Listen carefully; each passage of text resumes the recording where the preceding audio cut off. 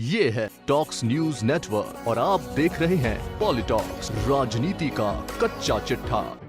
पिछली गहलोत सरकार में विधानसभा अध्यक्ष सीपी जोशी को भीलवाड़ा संसदीय क्षेत्र से चुनावी मैदान में उतारा जा चुका है। इस सीट पर पहले ही दामोदर गुजर के नाम का ऐलान हो चुका था, लेकिन कांग्रेस की देर रात जारी लिस्ट में दो चौंकाने वाले नाम देखने को मिले। सीपी जोशी को भीलवाड़ा से चुनावी मैदान में उतारा गया है, जबकि कांग्रेस उम्मीदवार दामोदर गुजर को राजसमंद से चुनावी जंग लड़ाई जा रही है।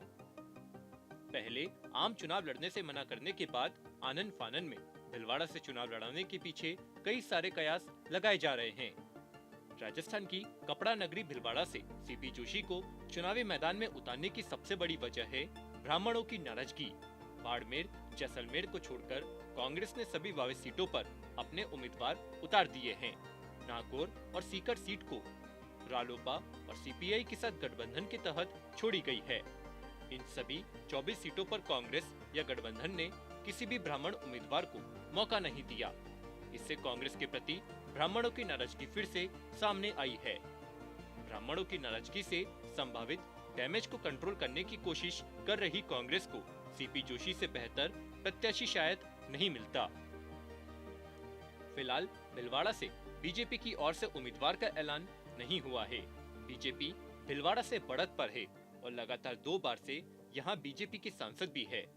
एक और बीजेपी यहां से जीत की हैट्रिक लगाने की फिराक में है, तो कांग्रेस अब सीपी जोशी के सहारे बीजेपी का विजय रथ थामने की तैयारी में जी जान से जुटी है।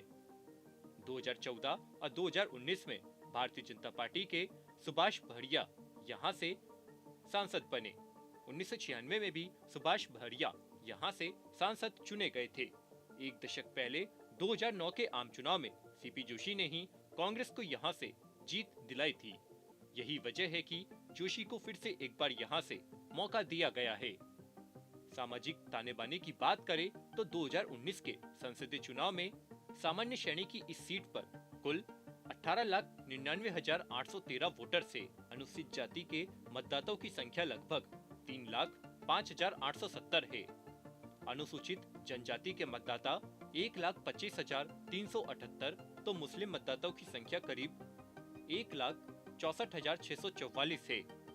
यहाँ से 82% यानी 15,65,446 मतदाता ग्रामीण वोटर से, जबकि शेष 3,34,367 यानी 18% वोटर शहरी है। पिछले साल यहाँ 64.5% मतदाताओं ने अपने मताधिकार का इस्तेमाल किया था। देश और प्रदेश में बीजेपी की सरकार होने के चलते भीलवाड़ा सीट पर भारतीय जनता पार्टी का पलड़ा भारी लग रहा है। अगर बीजेपी कोई एक्सपेरिमेंट न करना चाहे तो सुभाष भड़िया को लगातार तीसरी बार यहां से उतारा जा सकता है।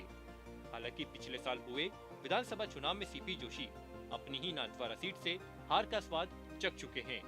इसके बावजूद सीपी जोशी को कम आंकना बीजेपी की भूल हो सकती है। इस सीट पर सीपी जोशी बनाम बीजेपी उम्मीदवार का मुकाबला रोचक रहने वाला है।